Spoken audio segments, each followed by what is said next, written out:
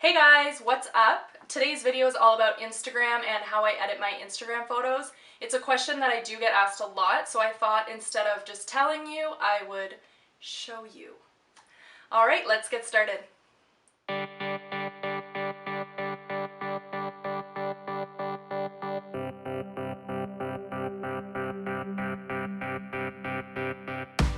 So today I'm going to show you how I edit two different photos. One is an outfit shot and then the other one is a selfie shot. I usually use a few different apps when I edit my photos. The first one's Afterlight. I also use Snapseed, sometimes Facetune, and then of course Vscocam. So the first app that I use for photo editing is Afterlight. So once your photo is loaded in there, you can go ahead and start editing.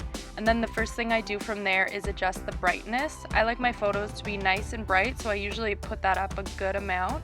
Once it's to your liking, you just hit OK.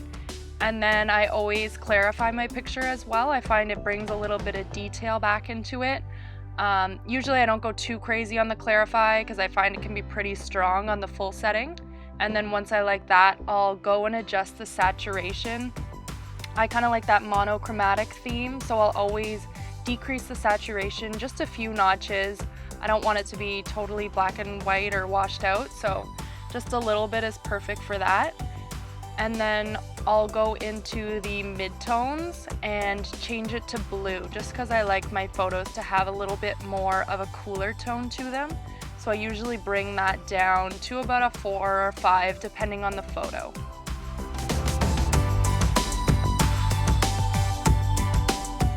So once I'm finished in Afterlight, I'm just going to load my photo into Snapseed and do a few more adjustments in there. So the first thing I do in Snapseed is Tune Image, which is just the top left. And from there I'm just going to adjust the brightness a little bit more because why not?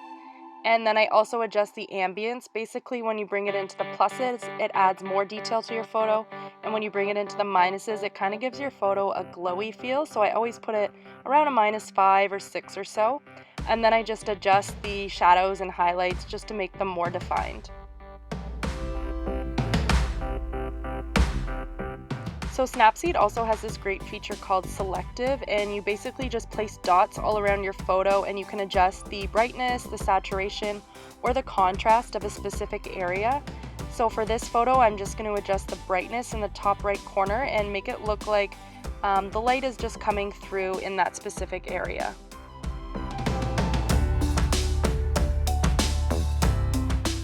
And that's pretty much it for this photo, so I'm just going to go ahead and save it, and then I will upload it into Vscocam after and put the filter on it.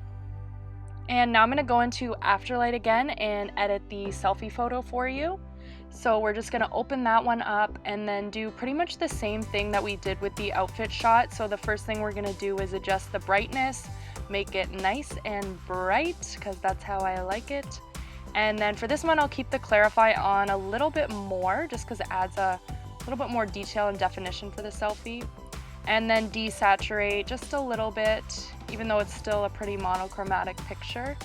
And then of course change the midtones to be that nice cool undertone.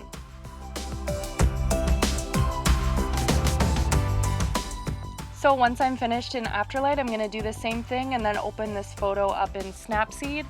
And from Snapseed, we're just going to adjust the brightness and the ambience a little bit. Make it a little more bright, of course. And then the ambience just gives it that nice glow. And then, of course, the shadows and then the highlights as well. So with Snapseed, when you hold your thumb on the photo, it shows you what the photo looked like before and then what it looks like now. And you can kind of see here that I've just added more contrast within the darks and the lights. So for this photo, I'm not going to use the selective button just because I don't really need that on a selfie. But Snapseed does have a lot of cool options if you're willing to explore. There's a lot of neat stuff you can do within the app. So from there, I'll open my photo into Facetune, which is an app that I like to use for selfies. I think it was $5 or something in the App Store, but I did have an iTunes gift card, so I went a little crazy buying apps, and this was one of the ones that I got. So for this app, I like the smooth tool a lot. It looks like a little water droplet, and you basically click it, and then you can just paint on anywhere that you want smoothed out. They also have some cool features like the patch tool, detail tool, reshaping, whitening, so all that good stuff. So once I'm finished in Facetune, then I'm just going to save that one. And then the final step of my editing is Vscocam. I'm sure all of you have heard of Vscocam, but it's great for photo filters. So I'll just upload my 2 new photos and then add the filter I like. My favorite filter is SE3. It's a nice monochrome, really enhances the blacks and the whites of a photo. Usually I'll bring it down to about a 3 because I don't like it to be too strong. And then I'll just do the same thing for the selfie photo. Now Vscocam's one of the ones I also went a little crazy with and just totally bought every single filter they had. But like I said, I had an iTunes gift card, otherwise I probably would not have done that.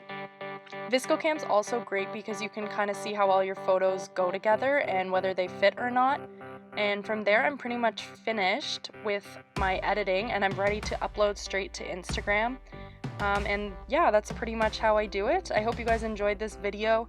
Please give it a thumbs up if you do, and let me know in the comments below what kind of videos you want to see next. Thanks for watching, guys, and I'll see you again soon.